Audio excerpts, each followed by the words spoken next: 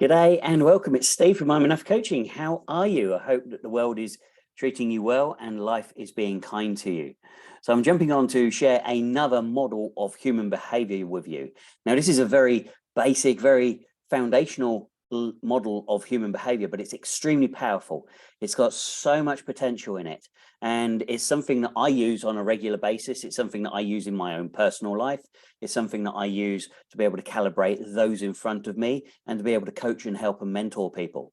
So as much as I use it myself, it's a very good tool to be able to recognize the people around me and where their mindset is.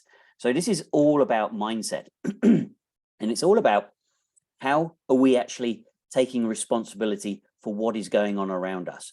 We're going to be exploring the above the line and the below the line model.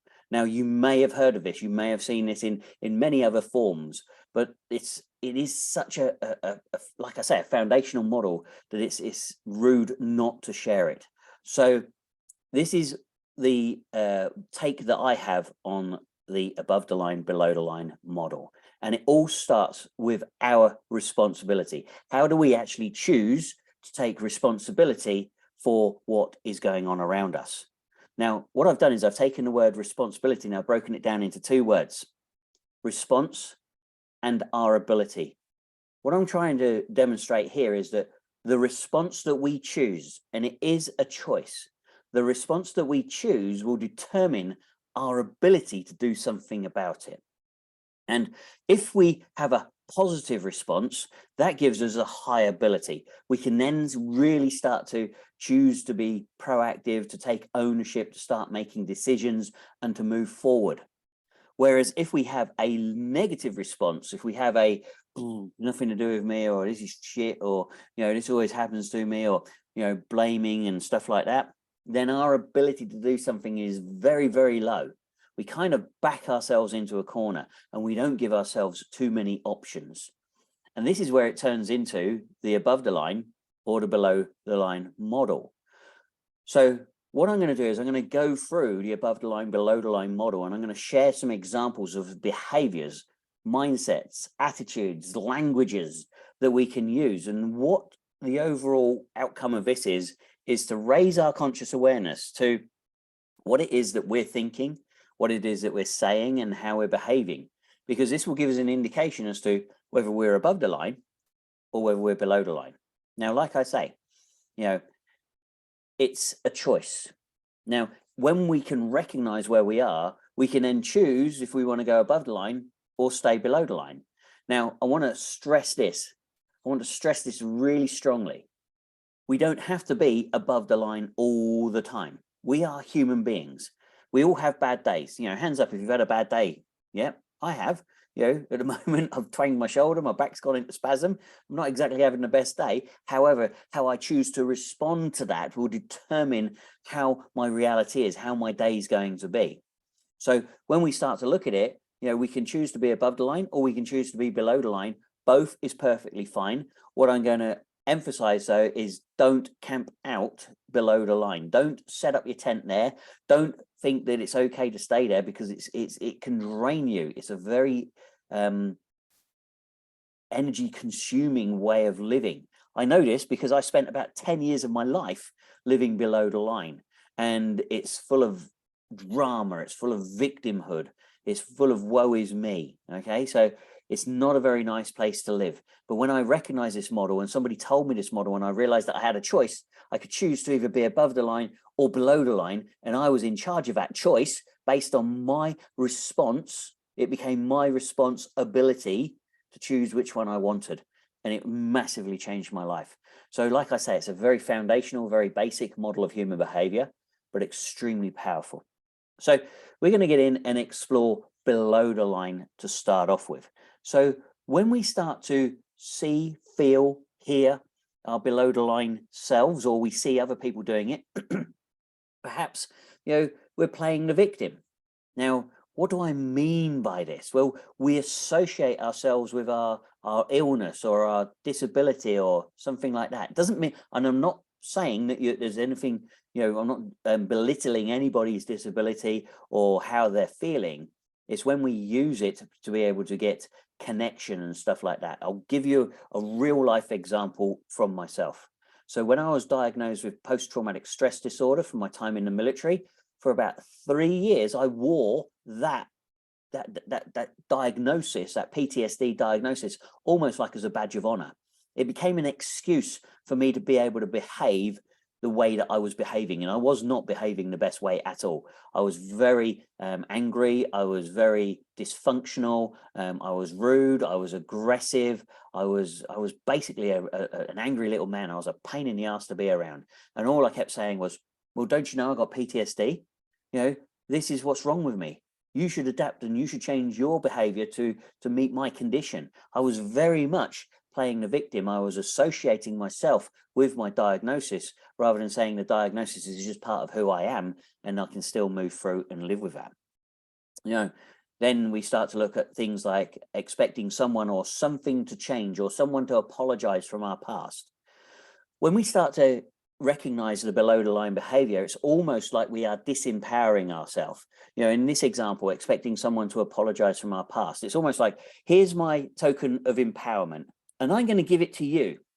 And when you choose to apologize, i.e. give me back my token, I'm going to feel empowered. Can you see how when we're below the line, it starts to really back us into a corner and we can't do much about it? Addictions. Now, a lot of people, when I bring this image up and they say addictions, oh, what, you mean like drugs or alcohol? I'm like, no, addictions that we have around habits that we've created, maybe social media, maybe TikTok, maybe gaming, could be, you know, dysfunctional behaviors around staying up till 3-4 o'clock in the morning. All of these sort of things, they all become addictions and they're habits.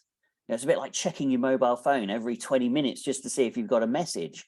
The whole purpose behind social media, that's why they have those little numbers on there, is to ping your ego and say, hey, you've got a message, you're important. And they want to keep you on the platform as long as possible. It becomes addictive. It actually creates a chemical change in our mind when we get these messages, and that then becomes addictive. So there's all sorts of addictions out there, but they start to hold us back. They stop us from doing the things that we want to be able to do. Judging. Yeah, we all judge. Yeah, put your hands up if you judge. Yeah, I judge other people. I judge situations. You know, judging when it's above the line, when we're judging for our safety, i.e. driving the car, how fast am I going? You know, how close is the car in front of me? Am I in a safe environment? That sort of judging is fine. But where it's not fine is where we start to judge other people, where we judge other people's behaviors, judge other people's incomes, judge other people's lifestyle choices, whatever it is. You know, it becomes very below the line, because what we're actually doing is we're giving ourselves a significance, and we're basically locking other people out, unless we've got other people who are going to join in the judging, and that becomes gossip and tittle tattle. And we know that we all get involved in this. Remember, I said below the line doesn't mean that it's bad. It's just something that we're choosing to do. And now we have a good choice between above the line or below the line. We can choose where we want to be. We start to have autonomy. We start to have control over our environment, over ourselves, over our lives. Self-pity. Yeah. Who's done this? Me. Yeah, I've done this. And, you know, it's like, oh, woe is me. Life is bad. Rah, rah, rah, rah, rah. But when we start to think this way, there's not very much wiggle room. There's not very many places that we can go. Like, oh, yeah, life is shit. Yeah, it is shit. Especially if we tell ourselves that repeatedly over and over again, it becomes our reality. Defensiveness. You know, this is where we start to make excuses. This is where we defend our behavior. Ah, yeah, but you don't understand. Or, ah, yes, well, you know, I don't think you're aware. When we're in the defensive mode, it's the ego coming out. We're in fear. We're in judgment. We are worried that somebody's going to attack us. So we start to go below the line and become defensive. Now, again, I'm going to keep reiterating this. It's not a bad thing. Sometimes we need to do this. We go below the line, but let's not camp out down there. Let's not have a party. Let's not spend all of our life below the line. Excuses. You know, we see uncontrollable emotions. Blame's going to pop up in a minute. You know, when we start to look at this and you go, what's an uncontrollable emotion? Well, a lot of people don't understand emotion. Emotion is another model of human behavior that I share with my clients. It's a huge model. It's something that we spend a lot of time on when we're talking about personal development and professional development. You know, as much as a leader, you need to be emotionally intelligent to be able to connect with your people, as well as being able to calibrate them and yourself. So we need to be able to understand our emotions. And if we don't understand our emotions can become uncontrollable. We don't know how to regulate them. And I'm not suggesting for a second that we squish our emotions down and we try to compress them so that we don't feel them. What I am suggesting is completely the opposite, that we welcome all of our emotions in, we embrace them, and we let them do whatever they need to do naturally, but we are in charge. This is where it becomes controlled. Okay, when it's uncontrollable emotions is where a lot, I hide it myself. I see a lot of people, they say, well, I've got anxiety, there's not much I can do about it. I'm depressed, there's nothing I can do about it. There is things that we can do about it. You know, myself, like I say, I lost myself. I went down a hole for 10 years, but I managed to dig myself out. So if I can do it, other people can do it. This is a good one, hiding our strengths. Okay, this is what I mean by hiding our strengths is when we can do something, we choose not to do it. Yeah, choosing to do it is taking action. It's responsibility. It's making the right choice. We're using our skills to help ourselves or possibly to help somebody else.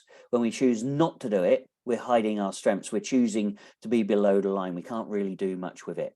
You know, because when we actually connect with people, when we share our strengths, when we share what it is that we're good at and we can help other people, we actually create connections and life becomes so much better. But very often we hide our strengths under a bushel because especially when we've got low self-esteem and low self-worth, we kind of go, oh, I don't know if I want to share that with somebody. I don't know if I want to put my name out for that, because if I get seen and I do it wrong, you know, people are going to judge me and, oh, I don't know if I can do that. Yeah, this is, again, it happens all the time. This is why I'm sharing this model with you, because it's so powerful, because when you can see it, you can go, oh shit, I'm doing that, and I'm doing that on a regular basis. Okay, maybe this is why my life isn't as good as it could be, because at the moment I'm choosing these behaviors, I'm choosing this response, I'm choosing this mindset, and it is all a choice. The only thing that we don't have choice about in this world is dying. That's a given. Yeah, everything else we do is a choice. And again, when we get to the above the line element, I'll share this with you and you can understand what I'm saying here, because many times people say to me, you know, I got seriously ill, I got cancer. I didn't choose to have cancer. No, I totally understand that, you know, but also, how do you choose to respond about it? You know, do you blame life? Do you blame the world? Do you blame everything else? Or do you go, right, okay, this is where I'm at and it sucks and it's shit, but what am I going to do about it? How am I going to move through it? What can I do to enhance my life to the very best that I can control? This is all within our own area of control. So waiting for someone to change, very much like expecting someone to apologize from our past. You know, I'm going to wait for somebody to change, then I'll be their friend. You could be waiting forever. Blaming, I said blaming would come up. You know, acting like it's got nothing to do with me, turning a blind eye. You know, oh no, that's nothing to do with me. Didn't see that. We did, but we choose not to do anything about it. You know, where we make it all about ourselves. It's a little bit like when I was, like I said, with my PTSD, when I was up here playing the victim, I was making it all about me. It's like, look at me, look at me, look at me, look at me, look at me, look at me. You know, and oh, woe is me and woe is me, the self-pity, playing the victim. Yeah, I lived like that for so long. It became a norm. I didn't even know I was doing it. And then the final one is justifying. This is where we justify our behaviors. It's a bit like the defensiveness one. It's like, yeah, but, or sorry, I'm late because, or you don't understand, this is why. You know, we're still below the line. We're not actually taking any responsibility for anything. So, you know, below the line is where we don't take responsibility. We don't take the action. We just kind of make an excuse. It backs us into a corner. There's not much that we can do. Okay, let's look at above the line. So the above the line is the much more empowering way of living. And again, remember what I said right at the very start. It comes down to our response. How are we actually choosing to respond to this event or what's actually happening to us? What are we choosing to do about it? And the first one that I've put up there, and I always say this, above the line is all about taking responsibility. It's about taking ownership. It's about saying, this is my problem. You might only own 1% of that problem, but if you own that 1%, 100%, then you're going to start to feel like you're in control. You're going to have autonomy. A lot of my clients, when they come to me, they feel that life is stressful, that life is full of anxiety, that life is full of worry. And when I say to them, how does that feel? They say, well, it feels like I'm out of control. I don't have much control. So when we have this feeling, we're below the line. Yeah, we might not think that we have any control, but we have a whole load of control, and we have a choice about how we choose to take responsibility for that choice. So when we're taking responsibility, we're saying, yes, we're going to work out how as we go along. Now, when I said below the line, and I says I would explain something to you above the line, this is about taking responsibility. In my past, there's lots of things in my past that I'm not proud of. Yeah, there's lots of things that I've done. There's lots of people that I've upset in my past. When that song, I came in like a wrecking ball. Yeah, that was about me for about 7 years out of that 10 years that I was lost. I was like a wrecking ball. Yeah, I wasn't very gracious. Didn't have much humility around me. So I made lots and lots of mistakes, and I pissed off a lot of people. Yeah. Can I go back and apologize to those people? Not in many cases, no. They don't want to see me, which is perfectly understandable. Yeah. But what I can do is I can take responsibility. I can say, yep, I did that. And I'm going to take responsibility for it. And again, even if it only had 1% of responsibility in the whole thing, then I own that 1%. But what I do with that is I say, okay, if that situation arises again, I'm going to have a conscious awareness of it, and I'm going to do my utmost to choose not to respond the way that I did last time, to be able to make a better choice, to be able to be above the line. And this is what gives me that empowerment. This is what enables me to stay above the line and go, hey, I'm living the life that I want to live, how I want to live it on a regular basis. And so being above the line is an extremely empowering way to be able to live. It's a powerful place to be, but you need to temper it with grace and humility. Otherwise you come across a bit arrogant and rude. One of the other things about above the line is embracing the uncertainty, the ability to be able to recognize that life isn't certain. One of the things that I often share with my clients is, how old are you? I ask them the question, how old are you? And they'll give me their age.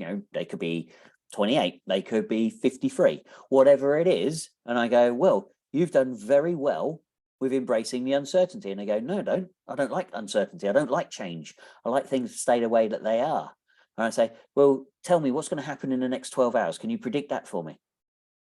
And they're like, no. And I said, so every day you wake up, you're embracing the uncertainty. You're going into life and you're facing the uncertainty, and you're adapting, you're working it out, you're zigging, you're zagging. You've got that behavioral flexibility, you've got the emotional intelligence to be able to do all of that. Because if you didn't, you wouldn't still be here. You'd be dead by now. And they go, oh yeah, you're right. I do embrace the uncertainty. So again, sometimes it's how we're looking at it. Oh, how are we seeing it? If we see, when I put this image up, sometimes people go, oh, uncertainty. No, Steve, I don't like uncertainty. No, I like things to stay the same. And that's perfectly natural. It's 69% of the population, when we look through the DISC profile, which is another model of human behavior, 69% of the population are S-type energy, which is the mother archetype, and they don't like change. So 69% of the population don't like change. So again, when they start to see change, they go down here, they start making excuses. They start to hide their strengths. They start to look for reasons and stay defensive because it's safe down here, because they feel that they don't like change. Yet really every single day they're embracing change and moving through it and surviving. So when we start to look at this, we start to go, okay, I'm above the line. Feedback. Oh, feedback's another great one. I used to really struggle with feedback when I thought about just then how I used to react to feedback. Again, we come back to that responsibility. My response to feedback was very low, so therefore I couldn't do much with it. Once I got educated and trained on feedback and what feedback is, I was able to go above the line and have a positive response and go above the line with my thinking. Feedback for me now is how I grow. It's how I develop. I ask people, I'm going to ask you, what are your thoughts on this presentation? Is this landing with you? And I ask for feedback, and the more feedback that people give me, the better my presentations become, because they say, oh, you use this language, or you did this, or I didn't quite understand that. So it enables me to be able to change the way that I do things. And that's what feedback is. Feedback is a gift from another person. Let me ask you this question. When do you give feedback? Do you give feedback to people you don't care about? Think about that. You only really give feedback to people that you care about. You don't just give feedback to a random person in the street, unless it's road rage and you give them the cheery one-fingered wave. Yeah. So generally, when we give feedback to other people, it's because we care about them. And that's the same principle when we receive feedback from other people. They're giving us the feedback because they care about us. Now it's up to us. It's our choice what we do with that feedback. We might take that feedback and go, yeah, okay, yeah, I can take that on the chin. Or we go, no, I don't think that was me. And if that's been the case sometimes for me. So what have I done? I've gone and spoken to other people. I said, I've just had this feedback. Is this how I'm coming across at the moment? And they go, yep, yeah, definitely. And I'm like, oh, right, okay, thanks. And now I've got a choice. I can now choose to do something about it. So I'm above the line. I'm in charge. Okay. Letting go of judgment. Oh, all right. So judgment's a tricky one. When I say letting go of it, what I'm saying is letting go of judging of other people. We don't need to judge other people. We still need to judge to stay alive. Yeah. So don't throw it away completely. But what I'm saying is, let's stop judging other people. The way that I now do this is I try to bring curiosity. I try to think and understand how that individual or how that group of people, or why they're doing that behavior. What got them to that point? How did they get there? What's their thinking? What's their reality?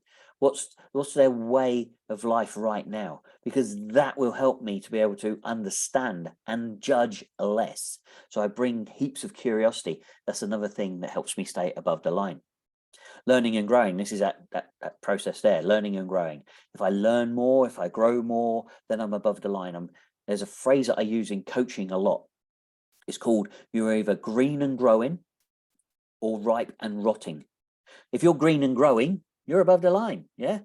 But if you're ripe and rotting, you're down here. You're going to be compost, yeah? So we want to have a learning and a growth mindset. Doing the right thing when others won't. It's not that you are doing it because you're trying to prove to other people. You're just doing the right thing because it's the right thing to do. Again, this gives you that sense that you're in control. When I said turning a blind eye or hiding your strengths, imagine you're out shopping. Yeah, there you are. You're out shopping and there's somebody, could be an old man, could be an old lady, could be a young mum with kids. It could be anybody. Maybe even me with my twanged back at the moment. I could be struggling to put my shopping in the back of my car. If you're fit and able and you've got 2 seconds, you could say, hey, are you okay? Do you need some help? That's all it takes. And that person will say yes or no. But you're doing the right thing. You might see somebody walking through the shopping precinct. They pull out their phone or something and then $5 falls on the floor. Do you pick the $5 up and go and have a coffee with it? Or do you run after the person, tap them on the shoulder and give them back the $5? I hope you do the last. Yeah, but it's doing the right thing. It makes you feel good. This is what above the line does. It gives you that sense of doing the right thing, of being the right person. It's very, very empowering being above the line. Saying yes. When I started doing this more, my life changed. It opened up all manner of opportunities and chances for me. Once I learned how to say yes rather than no, because no's the easy thing. Can you do this? No, I don't think so. Or you make an excuse. See, below the line. We're not embracing the uncertainty. Now I say yes. What is it you want me to do? Yeah, I don't know half the time. They say, can you help me with this? Yep, sure. Help you with what? Yeah, I learn, I grow. It helps me experience new things. starting my own coaching business was definitely a case of saying yes and working out how as I went along. So when we start to live like this, there's adventure, there's variety, there's challenge. Life becomes really interesting. We learn, we grow, we start to find out what we're made of. Yeah. It's almost like a plan that. So it is. We find out what we're made of, what we're capable of, what we can endure, what we can push through. You know, we're going to get things wrong. We're going to make mistakes. So we need to learn how to forgive ourselves, because if we can forgive ourselves, then we can forgive others. And this is where we start to bring in the grace and the humility, because we understand that, yeah, we're going to stuff up. Yes, we're going to get things wrong. You know, we're going to have to learn how to be kind to ourselves. Now, let's just put a caveat around be kind to ourselves. Be kind to ourselves doesn't mean sitting on the sofa all the time, eating chips, watching Netflix and drinking glasses of wine. Okay, there's a certain level of kindness. Yeah, I've had this before. Even I've fallen into the trap. I'm like, oh yeah, I've had a big week. Yeah, I'm just going to be kind to myself this weekend. I'm going to take it easy. I didn't get anything achieved the weekend. I didn't even plan the weekend, and I was in absolute chaos the week ahead, which meant I was very much below the line. So, you know, we want to be kind to ourselves, but taint that with a bit of personal discipline. We want to be open to making mistakes, because, hey, how many mistakes have you made today? Yeah, just sit back and think. We make mistakes each and every single day. I've made, what time is it? I don't know. It's about 10 o'clock in the morning at the moment. I've probably made about 5 or 6 errors myself, but I make the mistakes and I recognize the mistakes. I don't have a fear of failure anymore because of how I choose to respond. You know, when I used to fail, I was like, that means I'm not very good at this, or I'm shit, or I'm not good enough, or I'm useless, or I'm rubbish. You know, and I used to beat myself up a lot. But now when I look at failure, I go, okay, well, at least I had a go. And how can I get better at it? What can I learn from this? What went wrong? What went well? And I start to look at it that way. So what I'm actually doing is my response is giving me the ability to be above the line. So making mistakes actually now is a good thing. Doesn't mean I go out and make them deliberately all the time, but when they happen, I'm very aware of them and I go, oh yeah, cool, all right, well that probably didn't go as well as it could do. Let's take action, let's resolve it, and if I need to, let's take ownership of my behavior and go and apologize. Sticking to commitments. All right, this is a very above the line behavior, and it's become so easy these days not to stick to commitments, not to be the person of your word. Now, there's an underarching behavioral process that's going on here. Because if we can't stick to commitments, if we say yes to something and then we choose not to do it and we let somebody else down, we're also letting ourselves down. And we start to realize that we can't trust ourselves, that we are untrustworthy. So by being able to stick to our commitments, even if we don't want to do it, we said yes, and then we go, oh God, I'm a bit tired, or no, that's not my thing to, I really shouldn't have said yes. We should stick to our commitments unless there's a real reason as to why we can't do it. You know, sometimes there is real life reasons, yeah?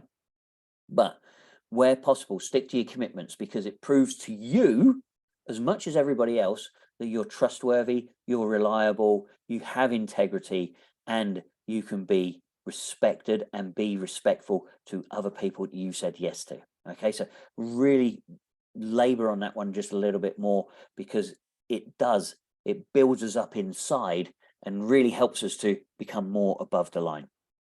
Having a go, you know, this is a bit like saying yes. Just have a go. You know, if we're actually able to forgive ourselves and make mistakes, be kind to ourselves, this is going to how we start to find out what we're made of. But if we don't have a go, we'll never know.